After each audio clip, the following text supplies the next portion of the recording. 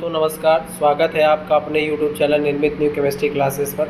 दोस्तों, जैसा कि आप देख पा रहे हैं कि आज का टॉपिक है ऊष्मागतिकी। ऊष्मागतिकी में आप लोग क्वेश्चन बहुत सारे पढ़ चुके हैं, जैसे निकाय है, परिवेश है। तो निकाय क्या होता है, मतलब परिवेश क्या होता है, हमारे ब्रह्मांड के चारों तरफ के वातावरण को परिवेश कहते हैं। और निकाय क्या होता है, किसी द्रव्य का वह प्रतिदर्श जिसका हम अध्ययन करते हैं वो निकाय कहलाता है। निकाय और परिपार्श्व के बीच होने वाले लेन देन कौन से हैं, कार्य एवं ऊष्मा। अगला है, निम्नलिखित परिवर्तनों को दिखाने वाले निकायों को बताइए जिनमें मात्रा एवं ऊर्जा दोनों का लेन देन परिपार्श्व के साथ संभव है। केवल ऊर्जा का लेन देन परिपार्श्व के साथ संभव है, ना तो ऊर्जा ना ही मात्रा का लेन देन परिपार्श्व के साथ संभव है। दोस्तों, जिसमें निकाय 3 प्रकार के हैं, खुला निकाय, बंद निकाय, विलगित निकाय। जहाँ द्रव्य और ऊर्जा दोनों का आदान प्रदान आसानी से हो सके उसे खुला निकाय, जहाँ ऊर्जा का तो आदान प्रदान हो सके लेकिन द्रव्य का आदान प्रदान ना हो सके उसे बंद निकाय, और जहाँ पर ना तो द्रव्य ना तो ऊर्जा दोनों का आदान प्रदान ना हो सके उसे हम विलगित निकाय कहते हैं। तो दोस्तों, ये तीनों एग्जाम्पल खुला निकाय, बंद निकाय और विलगित निकाय के हैं। आगे चलते हैं। एक बंद बर्तन में HI को गर्म करने पर बनी H2 और I2 में HI के साथ साम्य अवस्था प्राप्त हो जाती है। यह किस निकाय को प्रदर्शित करता है? दोस्तों, ये बंद निकाय को प्रदर्शित करता है, जैसा कि आप लोग देख पा रहे होंगे। आगे चलते हैं। निम्नलिखित परिवर्तनों में परिवर्तन पथ पर निर्भर करने वाले परिवर्तन कौन से हैं? मेज से पुस्तक हटाकर कुर्सी पर रखने के फलस्वरूप स्थितिज ऊर्जा में परिवर्तन, चीनी के दहन से CO2 और H2O का प्राप्त होना, गैसोलीन के जलने से हुआ कार्य, ये सब किस प्रकार के परिवर्तन है? तो पहला नंबर है, स्थितिज ऊर्जा अवस्था फलन होने के कारण परिवर्तन पथ पर निर्भर नहीं करता। ऊष्मा अवस्था फलन न होने के कारण परिवर्तन पथ पर निर्भर करता है। कार्य अवस्था फलन न होने के कारण परिवर्तित पथ पर निर्भर करता है। देख सकते हैं आप लोग। निम्नलिखित में से विस्तीर्ण एवं गहन गुण छाटिए। ये बता चुके हैं दोस्तों। विस्तीर्ण गुण में कौन सा आता है? विकल्प नंबर डी देख सकते हो, ऊष्मा, ई एंथैल्पी, यप संहति और यच एंट्रोपी। गहन गुण में A, B, C, G। ए का मतलब क्वथनांक, बी का मतलब घनत्व, सी का मतलब पृष्ठ तनाव या तल तनाव, जी का मतलब आपका अपवर्तनांक। कौन कौन से अवस्था फलन है? दोस्तों, दाब, ताप, ऊष्मा, कार्य, आयतन, आंतरिक ऊर्जा में कौन कौन से अवस्था फलन है? दोस्तों, दाब हो गया, ताप हो गया, इसी के साथ में आयतन हो गया और आंतरिक ऊर्जा, ये सब के सब अवस्था फलन प्रक्रिया के अंतर्गत आते हैं। ऊष्मागतिकी साम्य अवस्था पर कौन कौन सी साम्य अवस्थाएं होती हैं? तो आपको बता दें दोस्तों, तापीय साम्य अवस्था, रासायनिक साम्य अवस्था, यांत्रिक साम्य अवस्था इत्यादि। निम्नलिखित में से ऊर्जा किस स्वरूप में किस में परिवर्तित होता है? जैसे जुगनू का चमकना, ये किस प्रकार की ऊर्जा किस स्वरूप में परिवर्तित हो जाती है? प्रकाश पड़ने पर रंगों का चमकना किस प्रकार की ऊर्जा है? दोस्तों, ध्यान से समझिएगा। जुगनू का चमकना, मैं ऊपर कर रहा हूँ, देख लीजिए।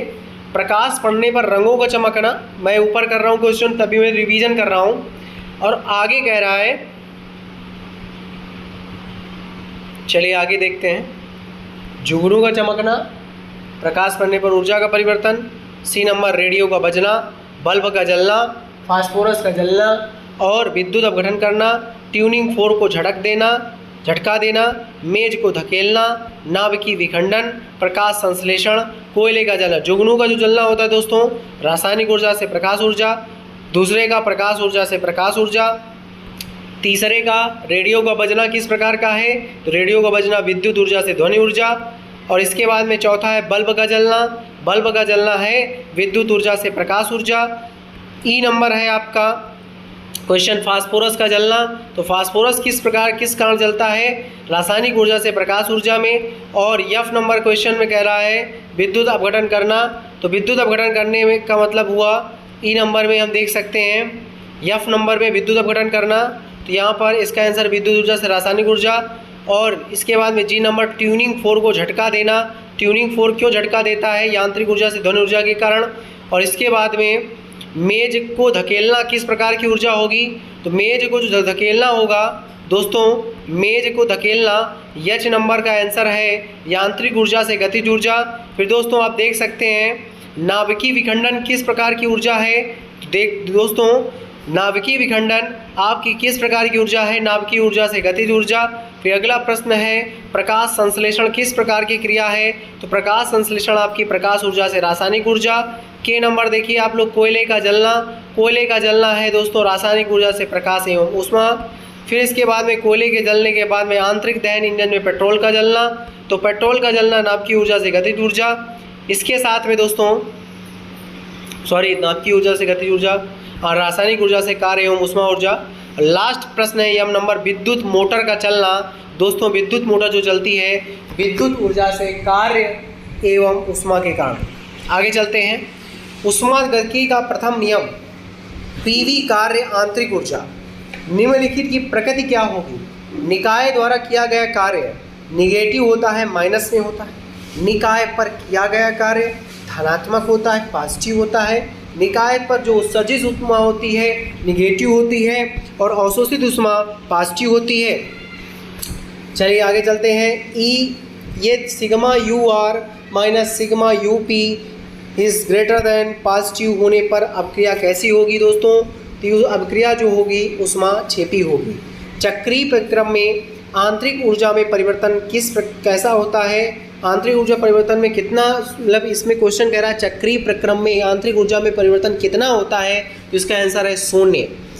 किसी निकाय द्वारा ऊष्मा का अवशोषण करने पर निम्नलिखित परिवर्तन किन स्थितियों में होंगे? पहला नंबर है ऊष्मा का अवशोषण केवल आंतरिक ऊर्जा में वृद्धि करे तो समायतनी प्रक्रम है दोस्तों। ऊष्मा का अवशोषण केवल कार्य करे तो चक्रीय प्रक्रम है। ऊष्मा का अवशोषण केवल एंथैल्पी में वृद्धि करे तो समदाबी प्रक्रम है। दोस्तों आप सभी लोग क्लास को शेयर नहीं कर रहे हैं, ये बड़ी दुखद बात है। आप सभी लोग क्लास को अच्छे से शेयर करें, लाइक करें और नए हो तो चैनल को सब्सक्राइब जरूर करें दोस्तों। सभी साथियों को गुड इवनिंग दोस्तों, सभी लोगों को गुड इवनिंग।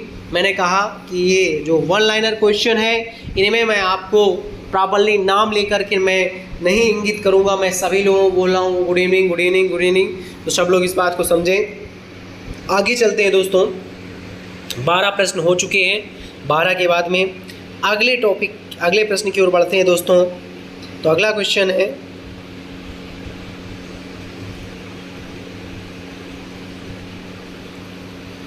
क्वेश्चन कह रहा है स्थिर दाब एवं स्थिर आयतन पर होने वाली अभिक्रियाओं में उत्सर्जित होने वाली ऊष्माओं किन परिवर्तनों द्वारा व्यक्त किया जाता है? दोस्तों स्थिर दाब द्वारा। किसी तत्व की उसकी मानक अवस्था में मानक एंथैल्पी का मान क्या होता है? 0 होता है। ऊष्मागतिकी के प्रथम नियम की सीमाएं क्या हैं? यह हमें किसी प्रक्रम की दिशा का ज्ञान नहीं कराता है।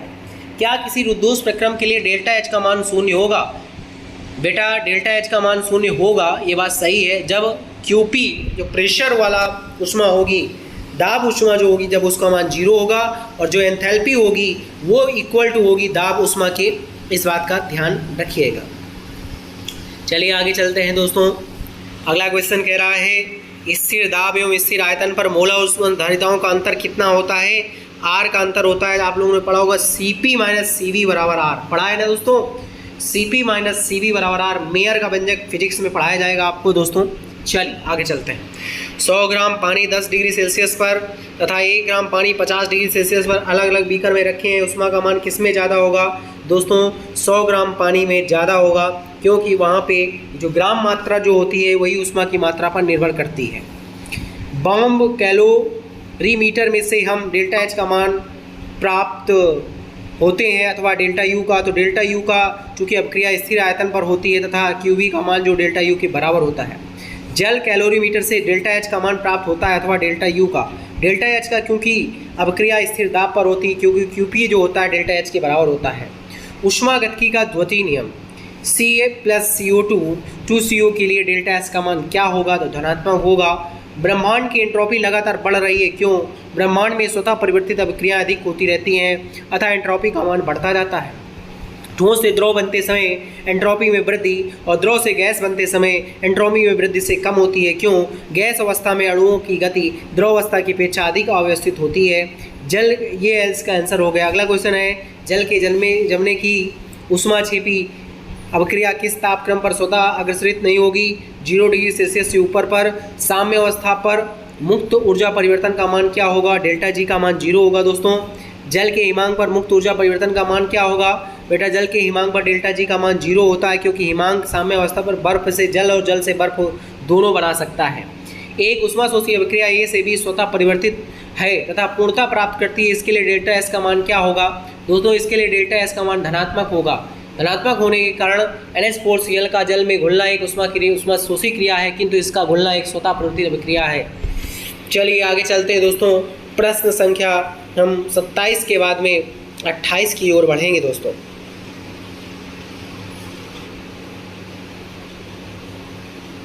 शेयर करो जल्दी से क्लास को दोस्तों। आप सभी साथी शेयर नहीं कर रहे हैं, गलत बात है। शेयर करें ज़्यादा से ज़्यादा। जो साथी शेयर कर रहे हैं बहुत बहुत धन्यवाद उन लोगों को। कुछ साथी कह रहे हैं हमने शेयर कर दिया, लाइक कर दिया, बहुत बहुत धन्यवाद उन लोगों को। जो लोग बराबर हमारा सपोर्ट करते हैं उन सभी साथियों को बहुत बहुत धन्यवाद दोस्तों। बस इसी तरीके क्लास का सपोर्ट करें। 1 जुलाई से Hindi, English, physics, chemistry, math 5 subject की लाइव क्लासें चलेंगी दोस्तों। टाइम टेबल बनाने के लिए आज शाम को निर्धारित किया गया था समय, लेकिन आज थोड़ा बिजी होने के कारण मैंने टाइम टेबल नहीं बनाया है। बट अभी कल का दिन पूरा खाली पड़ा है, तो कल वाले दिन में मैं टाइम टेबल आपका कम्युनिटी में पोस्ट करूंगा, प्लस अपने ऐप में कुटुंब ऐप में जो निर्मित न्यू केमिस्ट्री क्लासेस का ऐप बना है उसमें भी पोस्ट करूंगा और यहाँ पे भी पोस्ट करूंगा, आप लोग देख लीजिएगा। निम्नलिखित में किसकी एंट्रोपी अधिक होगी दोस्तों? H2O लिक्विड, देन T का मान 298 केल्विन, H2O लिक्विड T का मान 350 केल्विन। तो यहाँ पे दोस्तों H2O लिक्विड 350 केल्विन की एंट्रोपी अधिक होगी। N2 और NO में दोनों समान ताप पर हैं, तो यहाँ पर NO की एंट्रोपी अधिक होगी। एंट्रोपी क्या होती है दोस्तों? किसी भी निकाय की अव्यवस्था की माप है। कोई निकाय जितना ज़्यादा अव्यवस्थित होता है उसकी एंट्रोपी उतनी ज़्यादा होती है।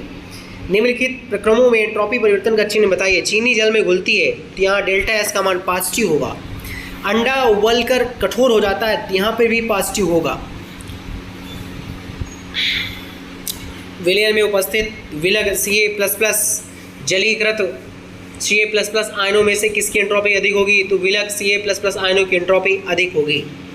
निम्नलिखित क्रियाओं में ऊष्माक्षेपी और ऊष्माशोषी अभिक्रिया छाटिए। माचिस का जलना दोस्तों, माचिस का जलना जो होता है वो ऊष्माक्षेपी है। बर्फ का पिघलना दोस्तों ऊष्माशोषी है। पिघली धातु का ठोस आकार ग्रहण करना ऊष्माक्षेपी है। सोडियम की पानी से क्रिया होना ऊष्माक्षेपी है। एल्कोहल का वाष्पित होना ऊष्माशोषी है। बर्फ को छूने पर ठंडा लगता है, क्यों?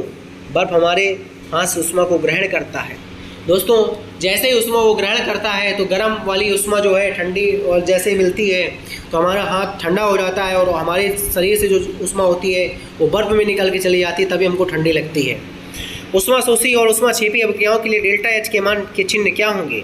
डेल्टा एच पॉजिटिव होगा और ऊष्माशोषी अभिक्रिया के लिए और ऊष्माक्षेपी अभिक्रिया के लिए डेल्टा एच का मान निगेटिव होगा। याद रखिएगा दोस्तों, इंपॉर्टेंट प्रश्नों में से एक है ये। सभी प्रश्न इंपॉर्टेंट क्वेश्चन में से एक है दोस्तों। अगर मैं यहाँ बात करने लगूँ आपसे तो यहाँ पे टाइम निकल जाएगा। यही 15 मिनट में लगभग हम 35 से 40 प्रश्न जो हम रोज़ करवाते हैं दोस्तों, वन लाइनर, ये बहुत इंपॉर्टेंट क्वेश्चन है, क्योंकि ये एकेडमिक के लिए नहीं बल्कि ये कॉम्पिटिटिव स्तर तक की आपको जानकारी प्रदान करते हैं। आगे चल के जब आप IIT CPMT नीट जैसे एग्जामों को आप देंगे वहाँ पर ये आपको बहुत सारी मदद करेंगे। इसलिए आप सभी साथी इनको नोट जरूर करिए और सही से पढ़िए। जल से बर्फ बनने की प्रक्रिया के लिए डेल्टा एच का मान कैसा होगा? ऋणात्मक होगा। किसी ऊष्माक्षेपी अभिक्रिया के लिए सिग्मा HR और सिग्मा HP में संबंध कैसा होगा? जो सिग्मा HR होता है is greater than sigma HP होता है। R फिर reactant, P for product. HR क्या है? रिएक्टेंट की एंथैल्पी है और P क्या है? प्रोडक्ट की एंथैल्पी है। रिएक्टेंट का मतलब अभिकारक और उत्पाद। स्थिर दाब पर होने वाली रासायनिक अभिक्रियाओं, जो प्रश्न दब गया है, अभिक्रियाओं का अध्ययन स्थिर आयतन की अपेक्षा अधिक महत्वपूर्ण है, क्यों? समानता स्वतः प्रवृत्ति अभिक्रिया वायुमंडल दाब पर ही होती है। कार्बन की सबसे स्थायी अवस्था कौन सी है दोस्तों? ग्रेफाइट। कार्बन की जो सबसे स्थायी अवस्था है दोस्तों ग्रेफाइट। C+½ एरू से CO, C+ आधा O2 अगर लेते हैं तो CO बनता है। यहाँ डेल्टा एच -26 किलो कैलोरी होती है। इस समीकरण द्वारा प्रदर्शित उष्मा की मात्रा कार्बन की दहन उष्मा होगी या नहीं?